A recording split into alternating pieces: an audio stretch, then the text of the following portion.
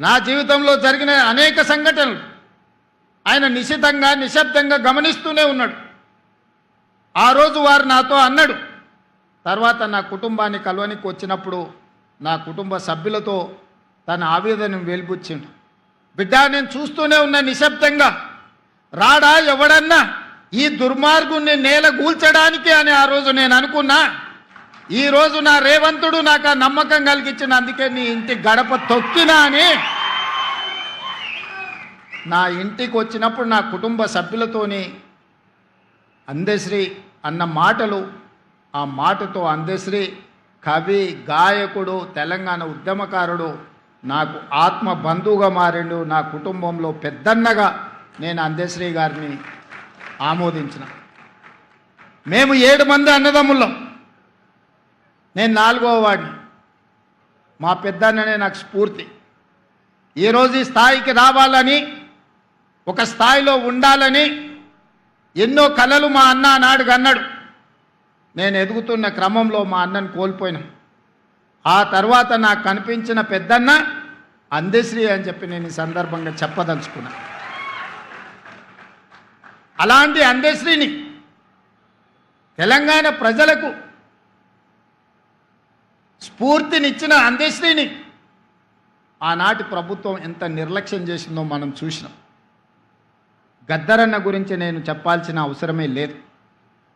గద్దరన్న వెళ్తే ప్రజాభవన్ ఈనాడు, ఆనాడు దొరల గడీల గేటు ముందల ఎర్రటెండలో గంటల కొద్ది కూర్చోబెట్టినప్పుడు తెలంగాణ ప్రజల యొక్క గుండె తరుక్కుపోయింది.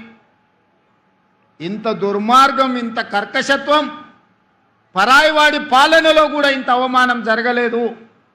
గద్దరన్నను ఎర్రటెండకు కూర్చోబెట్టిన వాడిని శాశ్వతంగా ఫామ్ హౌస్లో బంధించాలని ఆనాడే ప్రజలు నిర్ణయించారు.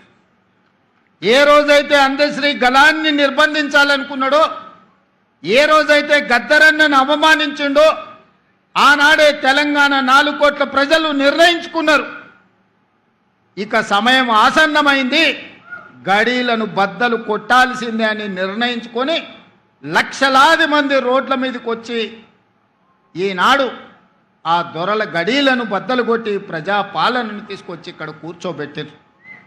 ఆ ప్రజాపాలననే డిసెంబర్ 7, 2023 నాడు బాధ్యత తీసుకుంటే జూన్ 2, 2024 నాడు రాష్ట్ర అవతరణ దినోత్సవం రోజు తెలంగాణ జాతికి జయ జయ హే గలాన్ని అంకితం చేసినప్పుడు అందశ్రీ గారి భావోద్వేగం పరేడ్ గ్రౌండ్లో వారి కళ్ళల్లోనే చూడాలి.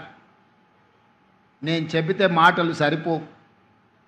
వారి భావోద్వేగం నిజంగా ఆనాడు అందశ్రీ గారి భావోద్వేగం ఇంకో తరాన్ని, ఇంకో రాష్ట్రాన్ని సాధించడంత స్ఫూర్తినిచ్చే గొప్ప భావోద్వేగం.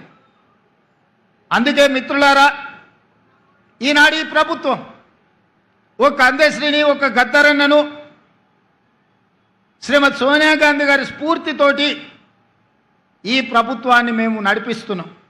ఈనాడు నా సహచర మంత్రివర్గ సభ్యులు ఎన్నికల సమయంలో ఇచ్చిన హామీలను, ప్రజల అవసరాలను, ఆర్థిక ఇబ్బందులున్నా ఒకటొకటిగా పరిష్కరించుకుంటూ కుటుంబాన్ని చక్కదిద్దే ప్రయత్నం చేస్తున్నారు. రోజుకు 16-18 గంటలు ఈరోజు సహచర మంత్రివర్గ సభ్యులు ఈరోజు ప్రజలకు అందుబాటులో ఉండి పనులు చేస్తున్నారు. Subscribe us and press the bell icon for more interesting updates.